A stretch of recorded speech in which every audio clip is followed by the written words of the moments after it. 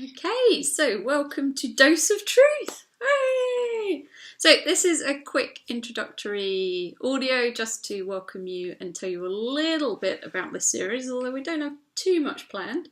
So I'm Eloise Ansell, I'm a therapist and I teach tools around the intuition. I'm based in England and I'm with Terryann. Hi everyone, I'm Terryann Nikides. I'm based in Montreal.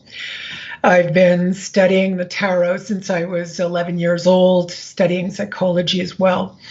And I teach different courses on belief systems. But one of the ways that I truly love to look at our beliefs is through mythology, our stories, fairy tales, and of course the archetypes that are within the tarot. So a lot of people believe that, you're going to read the tarot to predict the future, but that's not really what's going on. They're stories that give us our moral, or actually reflect back to us our morality, and our morality in the personal consciousness and the collective consciousness. And ultimately, when you understand your morality and your journeys in life through these fairy tales, you can relate any fairy tale to your life. We definitely get to see where we are on this journey. And, in this podcast, we're not just going to do fairy tales. We're going to have, several different subjects. But where we'd like to start is with the fairy tale. We're going to jump into some in-depth work. We don't know how long this is going to go. We're going to give ourselves the time to really, really cover a fairy tale. And, if you want to request a fairy tale, we can look at that, or maybe even stories from the Bible, or a myth. Yeah, it doesn't really matter. We'll be examining different aspects for you to cut through your belief systems. We look at, we're constantly balancing on the razor's edge between chaos and order.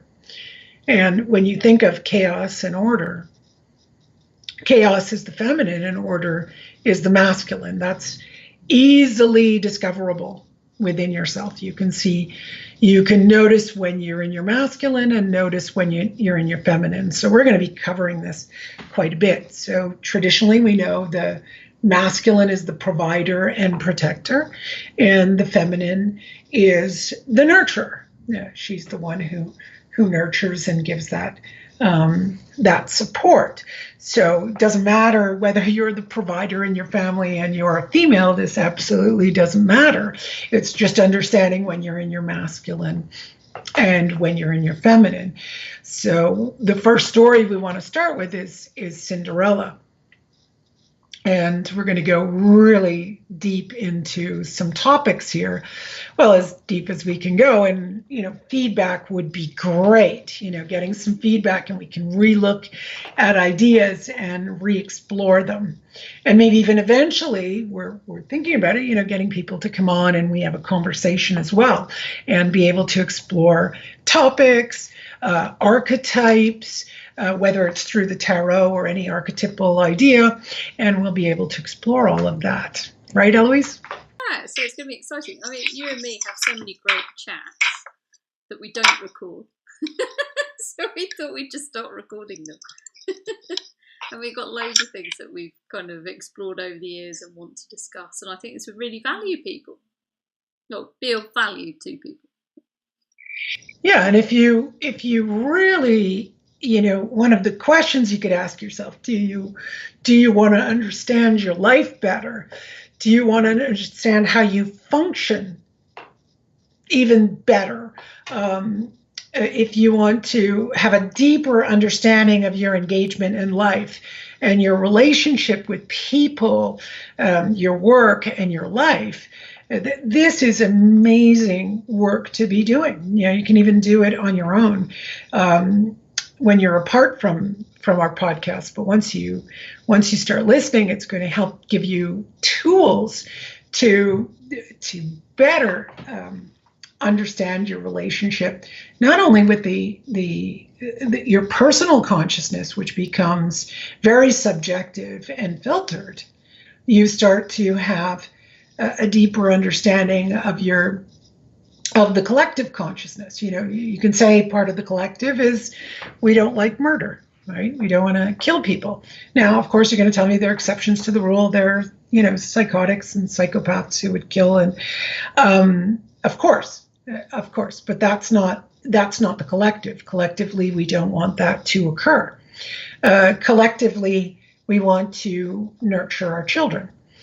Though if a woman is very much in her masculine and a man is very much in his feminine, you're going to find he prefers to remain home and nurture the kids, which is completely viable. And the woman wants to go out and provide and protect the family. Now, protection is going to be a bit strange when it comes to concept, because basically most men generally have, I forget what percentage of body strength they have over us women. I had an experience when I think I was 7 years old, and I used to wrestle around with my dad or my brother, and of course, unbeknownst to me, my dad let me win, right? But I was using full force, and he was pretty strong too. And here I am with this boyfriend who's maybe just an inch or so taller than me. Now I'm 5'10", and not a small person. And he was, let's say, 6 feet, so 2 inches taller than me. And of course, in my head, I thought, well, yeah, no, we can wrestle. So we're wrestling around.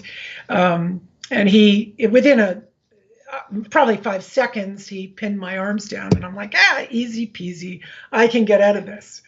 And I was pinned down. I could not move. And that's when I completely shattered my own reality. There was a belief system busted.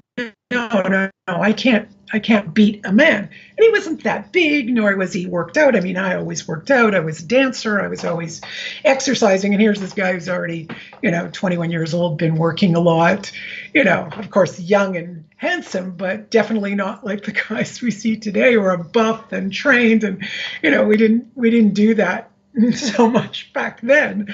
And he pinned me down. Yeah. He totally pinned me down. I was totally flabbergasted that I could not even lift my hand a couple of millimeters to say I was going to lift him off me. He had me down, and there was no movement. And you can imagine how surprising that was to my immature brain. My brain was completely immature.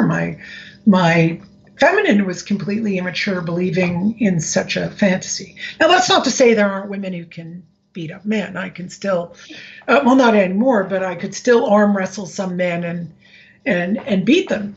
But they're few and far between. And they probably have to be 30 or 40 years older than me, to be able to say that I'm going to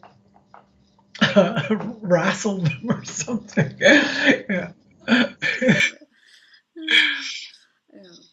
So it's going to be interesting. Exploring the masculine and feminine, exploring life. Yeah, we'll do some exploration of our boundaries and defensiveness of our image in life versus what gives us meaning, and so on. Yeah. It's going to be long. It's going to take us years to do this. I don't think this is a topic that ends anywhere.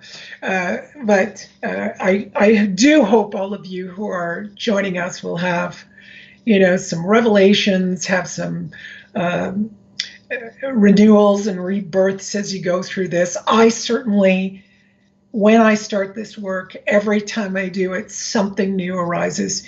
And quite frankly, it flabbergasts me when I start to see another perspective on any fairy tale. So I'm certainly hoping you're all going to enjoy it and be part of this exchange. Yeah, I have to say, the first time I heard you speak, it changed my life. Oh, it did? Wow. So changed my perspective on everything. So yeah, we've got lots to play with. Okay, yes, we do. So welcome.